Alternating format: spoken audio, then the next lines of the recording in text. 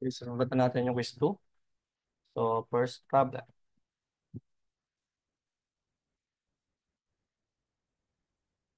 So, two coils A and B, known to have the same resistance, are connected in series across a 110-volt 60-cycle line.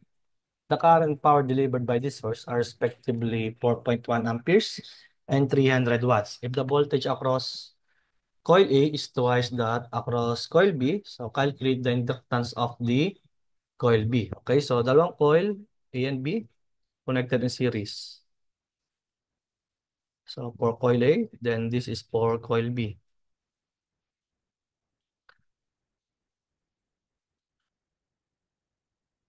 Connected across 110 volts, 60 cycle o 60 hertz. Okay, so same resistance daw yung dalawang coil natin. So let's say R and R. So ganito yung ating reactance for coil A. Then ito yung ating inductive reactance for coil B. So the current and power delivered by the source are respectively 4.1 amperes and 300 watts. If the voltage across coil A is twice that of coil B, so calculate the inductance of coil B. Okay? So, from this, so naka-series lang naman sila. Given yung total power natin and yung ating current, pwede natin makompute yung resistance. Okay? So, naka-series. So, pag-add lang naman natin itong dalawang resistance, which is same value. Okay, kaya pwede natin sabihin yung total power natin is equals to R total square multiplied by R total. So, kunin natin si R total. So, total power dissipated is 300 watts divided by 4.1 amperes. Ayan, square. Okay, so R total natin is equals to, so we have 300 divided by 4.1 square. So, 17.8465. 8465 ohms. So, dalawa sila. So, na same value. So, pwede natin sabihin na yung R natin, so divide lang natin ng 2. Okay? So, 8.9233 ohms. Ayan. So, meron na tayong value of resistance. Given yung voltage natin and current, so pwede natin makompute si total impedance. So, by formula, so ZT equals to square root of, ayan. So, total resistance natin. So, 2R square plus, so XLA plus XLB quantity square. Okay? Ito yung total impedance natin. Okay? So by total impedance, so in terms of voltage and current, so pwede natin ilagay dito. So yung voltage natin, 110 volts divided by 4.1. Okay? So, ayan. So, simplify lang muna natin ito. Then, substitute natin yung value of resistance. Okay? So, square ko na lang both sides. Ito, para mawala yung square root. Ayan. So, from this, so 2R square. So, yung R natin, o yung 2R natin is the total resistance, which is yung 17.8465 square ko. Ayan. Then, ililipat ko, sige, akin muna i-arrange. So, we have 17. So, you have 17.8465. So, quantity square plus XLA plus XLB. Quantity square is equals to 110 over 4.1 quantity square. Okay, so simplified, then square root ko na para mawala yung square natin dito sa XLA plus XLB. Okay, so we have XLA plus XLB is equals to, so lipat ko sa right side dong 17. So we have 110 over 4.1 square. So minus, so yung 17.8465 square. Ayan. Then square root natin. So 20.0328. 20.0328. Okay? So kailangan kasi natin is inductance sa coil B. So ito, express na lang natin in terms of XLA. So XLA is equals to, so 20.0328 minus XLB. Ayan. So ito yung magiging equation number 1 natin. So mamaya sasubstitute na lang natin yan. Okay? So another equation, pwede natin makuha doon sa isang condition. So yung BA daw equals to twice nung BB. Okay? So BA natin, so voltage sa coil A is equals to, so yung ating current dumaloy, so multiply by the impedance. So multiply by, equals to 2, multiply by yung current dumaloy, then yung ating impedance sa coil B. So series sila, so ibig sabihin same yung current, so pwede ko siyang cancelin. Okay? So express natin in terms of ZA. So we have square root of yung R natin, square plus XLA square. Okay? Is equals to 2 multiplied by ZB naman. So square root of, so R square plus XLB square. So simplify, square both sides. Okay, so cancel. So we have R square plus XLA square is equals to, so 2 times, so 2 square, so 4 times R square plus XLB square. So ayan, so from this, pwede na nating i-substitute yung value of R. And also, itong ating equation 1, pwede na natin ilagay dito. So from this, so substitute na natin. So 8.9233 square plus XLA square. So substitute na natin. So XLB minus, sorry, 20 point, so 20.0328 minus XLB. So quantity square is equals to 4 multiplied by 8.9233 square plus XLB square. Ayan. So from this, ang matitira na lang is XLB. Okay? So shift solve. So ito yung isang gamitin natin.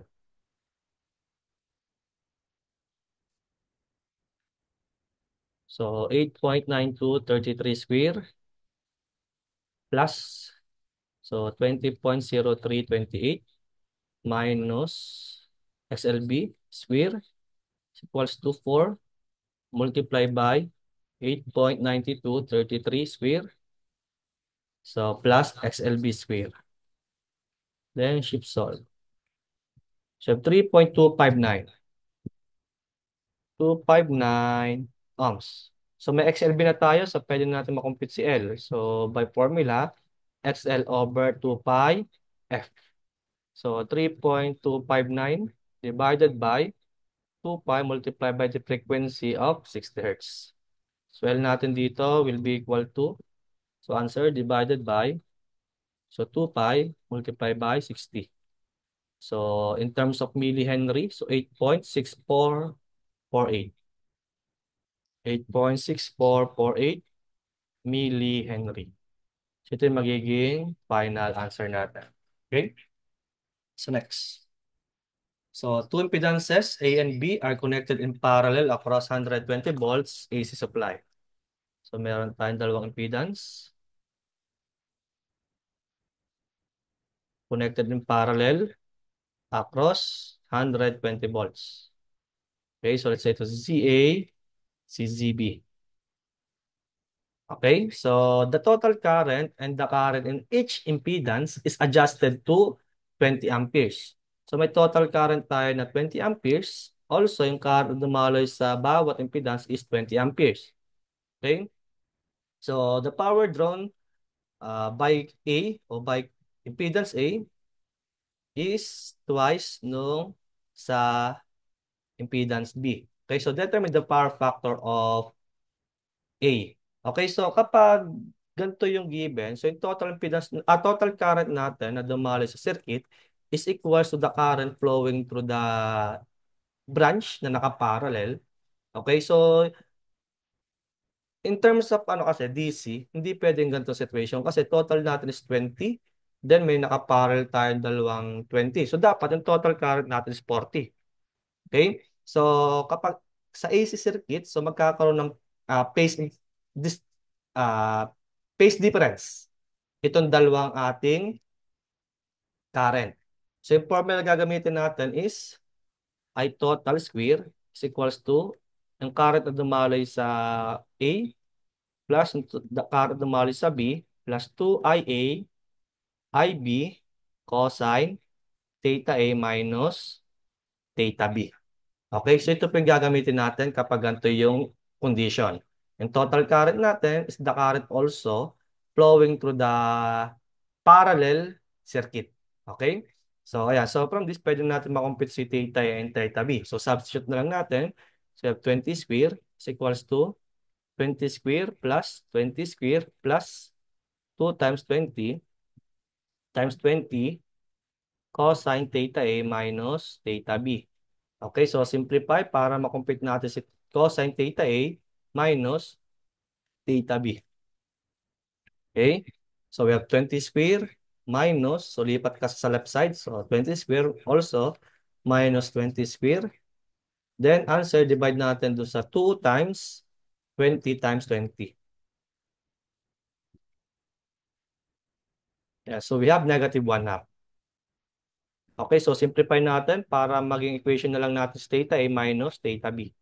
So arc cosine ng 1 half. Arc cosine ng answer. So we have 2 over 3 pi. Ayan. So naka-radian mode tayo. Okay, so ito yung mga equation number 1 natin. Kasi kailangan natin sa power factor sa A.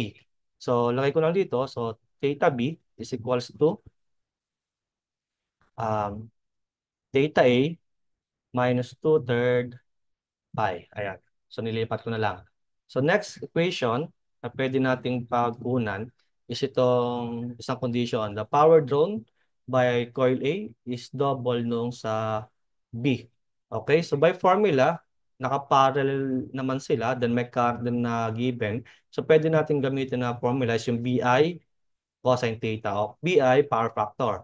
So we have from this, so BI then PF, o sige, yung cosine kasi angle yung given natin eh. So cosine theta A equals to 2 multiplied by yung power natin sa coil B. So same din. So BI cosine theta B. So yung voltage is same. Also yung current natin is tulad.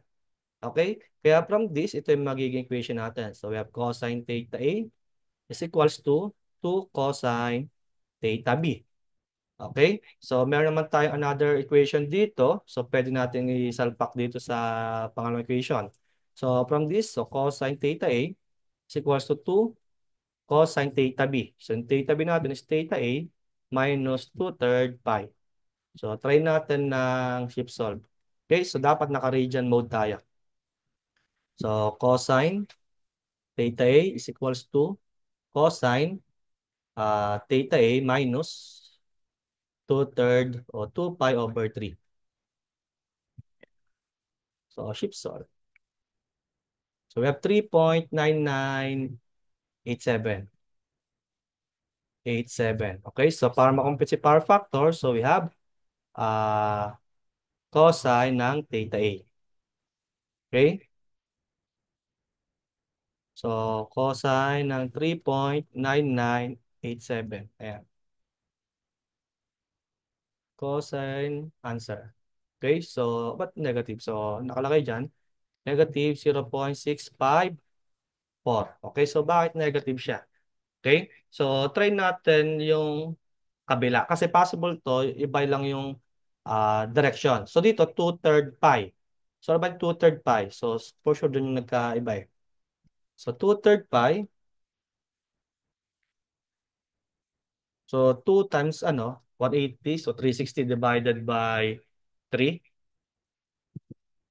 So, 120. So, itong 2/3 pi is 120 degree. So possible, ang naging angle na ginamit dito para hindi maging negative power factor natin is 240. Kasi same lang naman sila ng ang magiging position. Kasi yung 120 natin, ito. Okay? In counterclockwise direction, 120. So kapag kinuha natin kabila, so we have 240. Okay? So try natin dito na 240 yung gamitin. Okay? Para malaman natin kung magiging positive siya. So cosine x is equals to 2 cosine alpha x. So minus. So syempre, 2/3 pi So, yung 240 is, ilan ba yan? 240, sige, lagay ko lang dito. Kabila. 240 times pi over 180. So, 4/3. So, we have 4 pi over 3. So, shift solve. So, 11. Ano natin? Ayan. So, positive na siya. So, 240 nga for sure yung ginamit. So, we have 0.655. Okay? Yung magiging power factor natin. Again, ang ginamit is yung 4 over 3 pi dito. Okay? So, kapag 2 over 3 pi, ang sagot natin is na power factor is negative. So, wala tayong negative power factor. 0.655. Kapag 4 over 3, ito yung positive. 0.655. Okay? So, ayan yung magiging sagot natin. 0.655 yung power factor sa coil A. Okay? So, next.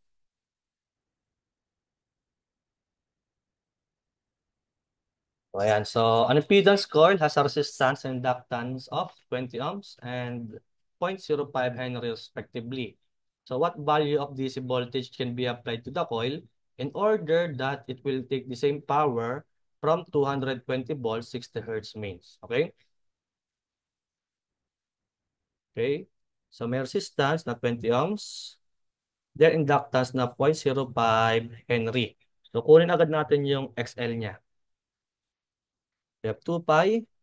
So, times 60 hertz times 0.05. Okay, so we have 18.8496. 18.8496. 8496 ohms. Ayan. So, connected sa 220 volts, 60 hertz. Ang question is, ano daw yung DC voltage na i-apply natin such that same power yung makumpit natin? Okay? So, voltage na DC. Okay? So, tatandaan, at DC source, di ba, yung coil natin nag-a-act as short circuit. Kaya ang magiging circuit pa lang natin, kapag DC yung i-apply natin na voltage is simply, ito na lang. So, yung resistance, then yung coil natin is shorted na lang. Kaya ito yung coil, shorted na lang siya. Parang war na lang. So, ibig sabihin, para makompute natin yung power, yung voltage dito, by formula ng power, so we have B square over R. Okay? So, yung power natin sa DC, dapat equal daw dito sa source na ginamitan natin ng 220 volts, 60 Hz. Okay? Kaya from this, kunin muna natin total impedance. So, impedance natin is, so 20 square plus 18.8496 square. Okay? So, Z is equals to square root of 20 square plus 18.8496 square. Ayan. So, 27.4829. 0.4829 amps. Yan. So, meron na tayong Z. Given yung voltage, pwede natin makompute si current. Okay, so by formula, B over Z lang. So, 220 volts divided by 27.4829. Okay, para makompute natin yung current. Then, tong current, ang gagamitin natin para makompute si power. Okay, so we have 220 divided by answer. So, 8.005 amperes. Ayan. So, may current na. So, by formula, P equals to I square R. So, current natin is 8.005. Quantity squared, then resistance natin is 20.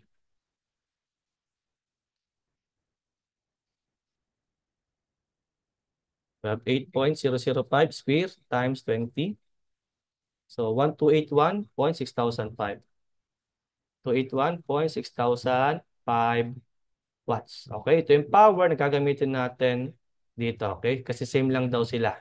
So, from this, para makumpute yung voltage na DC, so we have square root of P multiplied by the resistance. Square root of P, so 1281.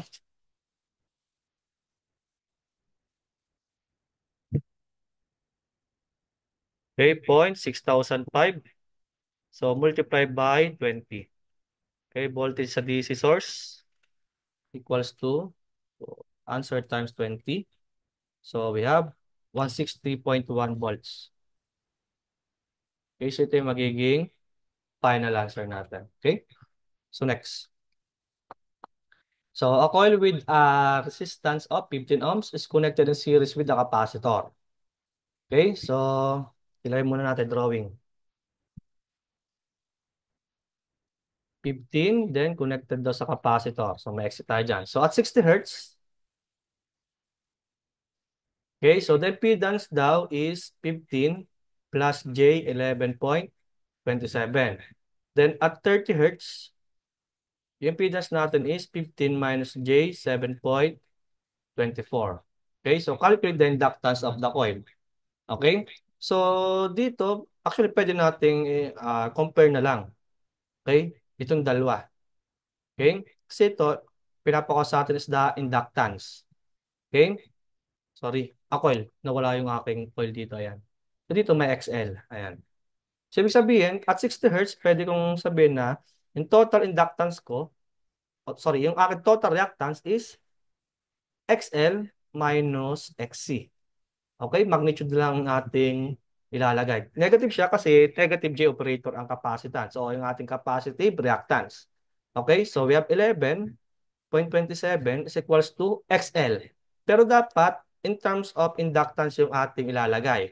O kaya capacitance kasi nabago yung frequency eh. So from this XL natin is 2 pi.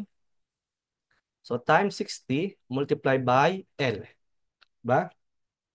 So 60L. Ayan. Minus 1 over XC.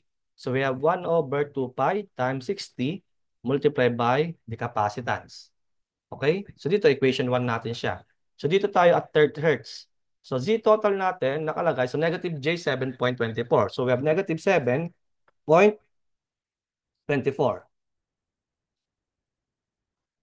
7.24 is equals to, so again, X total natin is XL minus XC. So same concept. So XL natin is 2 pi times 30 kasi at third siya. L minus 1 over 2 pi times 30 C.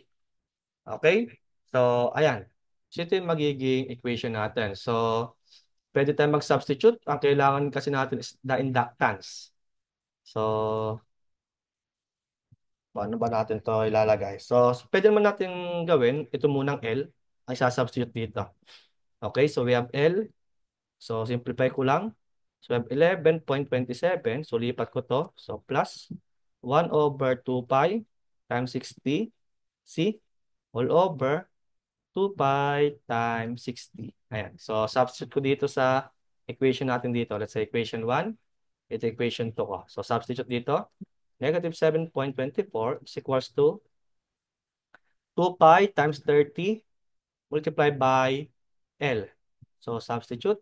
So, 11.27 plus 1 over 2 pi times 60C all over 2 pi times 60. Okay, so then may minus pa tayo dito. So, minus 1 over 2 pi times 30 times C. Okay, so dito, makukupit pa lang natin is C. Okay, ang kailangan natin is L. Okay, so negative 7.24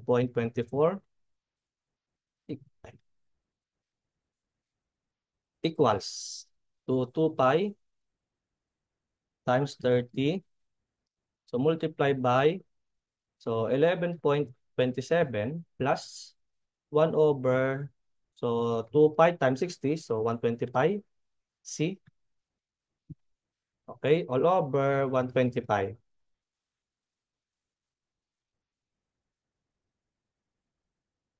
Okay, so minus 1 over 65 naman. 65, then yung C natin. So, shift solve. So, 3.09 times 10 raised to negative 4. 3.09 times 10 raised to negative 4 farad. So, kailangan natin is the L. L is equals to 11.27 plus 1 over, so 125. Yung C natin is 3.09 times 10 raised to negative 4 divided by 2 pi times 60. So, L natin is equals to So, 11.27. So, plus 1 over 125. So, times answer all over. So, 125. Okay, so in terms of millihenry, so times 1,000. So, 52.66. Okay, millihenry. So, ito yung magiging final answer natin. Okay, so next. So, simplify. So, I raised to 2025 minus I raised to 1996 plus I raised to 2043 minus I raised to 4362 plus I raised to 6345. Okay? So, actually, kapag dito sa computer, pwede natin makakuha directly yan kasi hindi siya gagaya ng calculator talaga natin na nagmamat error kasi mataas yung ating exponent. So, try muna natin dito. Okay? So, complex tayo para may basis tayo. Okay? So, I raised to 2025 minus I raised to 1996 plus I raised to 2043 minus I raised to 4362 plus I raised to 6345. Ayan. So we have I. So dapat ang sagot natin dito is I. Ayan. So kapag mamano-manuhin kasi natin, so I raised to 1, alam naman natin is I. Kapag I square, so I times I is negative 1. Then I raised to 3, ito is, so negative 1 times I, so we have negative I. Kapag I raised to 4, so we have negative 1, negative I times I is positive 1. Okay? Then I raised to 5 is, so 1 times I, so babalik tayo sa I. So ibig sabihin, nauulit yung ating value pagkatapos ng 4. Okay? So, hanggang I raised to 4, ibig sabihin, ang magiging value natin is 1. So, ibig sabihin, itong mga exponent, divide natin ng 4. So, kapag wala tayong remainder o kapag exact value, yung na-compute natin, 1 yung sagot niya. Okay? So, kapag may remainder na 1, so I. Kapag may remainder na 2, negative 1. Kapag may remainder na 3, so negative I. Okay? So, paano yan? So, ibig sabihin, yung I raised to 2025, so yung 2025, okay? So, in 2025, i-divide natin ng 4. Ayan. So, dito mapapansin natin, hindi siya exact. Okay? So, para mabilis natin malaman kung ano yung magiging remainder niya, so, shift itong SD. Mixed fraction. Okay? Ayan. So, 506 and 1 over 4. Ibig sabihin, may remainder tayong 1. Okay? So, yung 1, pang ilan? So, sa una siya. So, ibig sabihin, yung I raised to 2025, I siya. Okay? Make sure lang na yung denominator is 4. Kasi, ibig sabihin, sa 4 natin divide yan. Okay? So, titinan lagi yung ano ha, yung denominator dito. Yung isa, so 1996 divide 4. Okay, so sakto. Okay, so kapag sakto, 1 siya. Okay, ka dito, minus 1. So next, in 2043. So we have, so 2043 divided by 4. Ayan. So shift. So 3 over 4. So yung pangatlo, so negative I siya. So ito, minus I. The next, yung 4362. 4362 divided by 4. Ayan, so, ayan. So 1 half. Again, dapat 4 din yung denominator. So, para maging 4 yan, so yung 1 half, itatimes ko ng 2 over 2. Kasi 2 over 2 is 1. So, para maging 4 lang yung ano, denominator, so times natin ng 2. So, magiging 2 over 4 siya. Diba? So, again, 1 half siya, pero dapat ang denominator natin is 4 kasi sa 4 natin dinivide. Kaya 2, so 1 half times 2 over 2, so 2 over 4. So, ibig sabihin yung pangalawang kailangan natin. So, yung pangalawa is negative 1.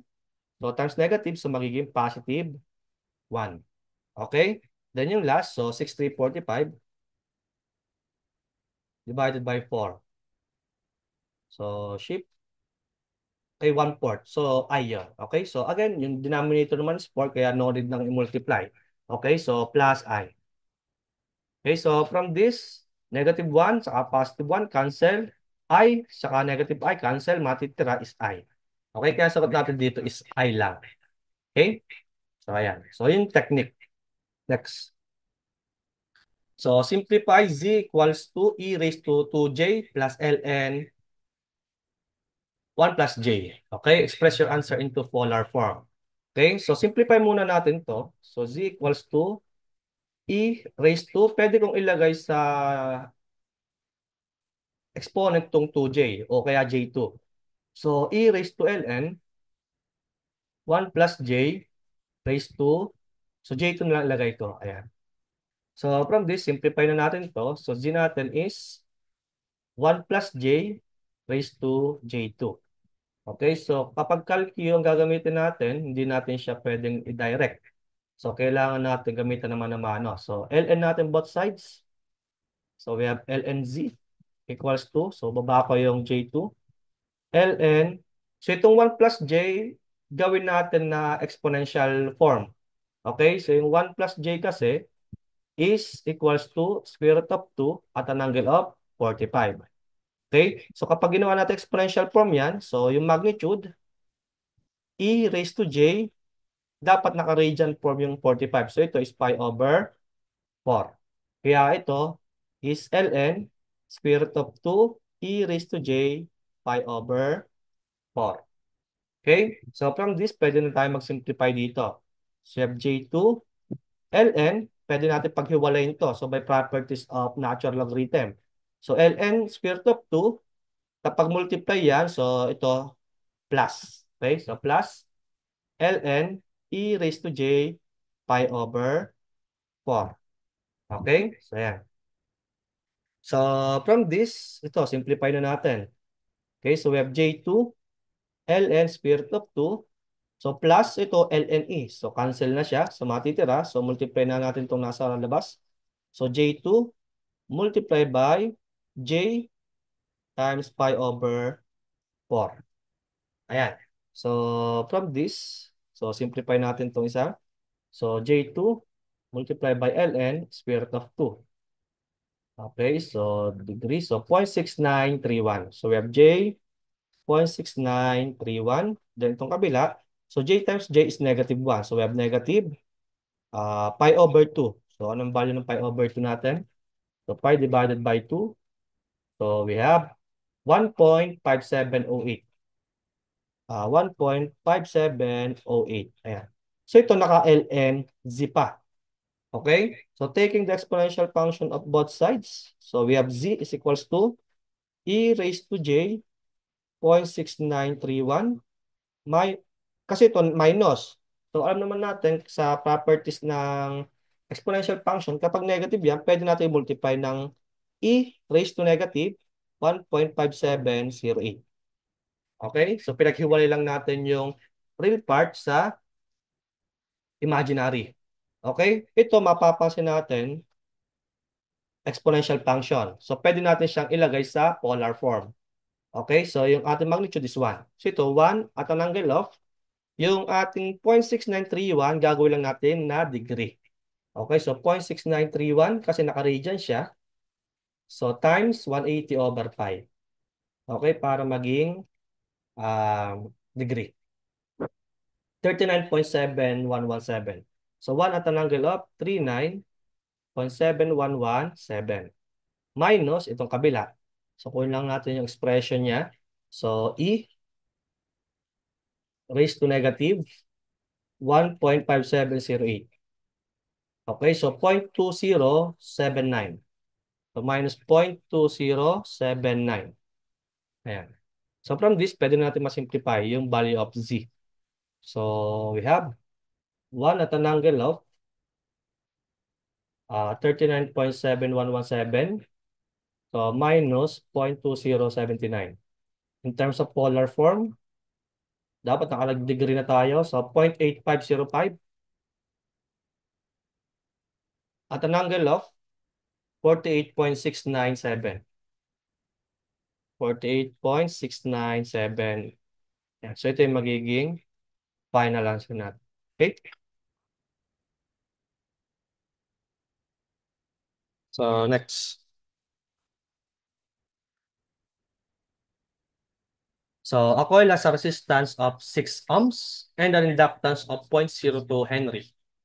Okay? So, when a non-inductive resistor is connected in series with the coil, okay, the current drawn when connected to 220 volts DC source is equal to the current drawn by the coil alone across a 220 volts 60 hertz source.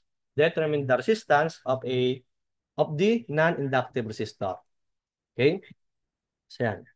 So, may coil tayo connected in series with the non-inductive resistor. Okay? So, yung resistance sa coil is 6. So, may R tayo sa non-inductive. So, ito 0.02 Henry. Yan. So, the current drawn when connected to 220 volts DC source is equals to the current drawn by the coil alone, okay, across 220 volt 60 hertz source. Okay? So, coil alone. Ayan. So, ito yung coil alone na sinasabi, connected sa 220 volts, 60 hertz. Okay? Yung current daw na nagdaloy dito is equals to the current na nagdaloy dito. Okay? To 220 volts DC. Ayan. So, I, ito also I. So, 6 ohms din. So, again, at DC source, yung ating inductance nag-act as short circuit. Kaya from this, pwede natin malagay yung current I equals to B over total resistance. So yung ating voltage naman is 220 volts divided by R plus 6. Okay, ito yung current natin. So next, dito naman tayo sa AC source. So ito, 0.02 Henry. Okay, kunin natin yung XL niya. So 2 pi times 60 times 0.02. So 2 pi times 60 times 0.02. Okay, so we have 7.5398. 7.5398 ohms. Kung natin total impedance dyan, so square root of 6 square plus 7.5398 square. So in total impedance natin is equals to, so 6 square plus 7.5398 square. Okay? So we have 9.6358.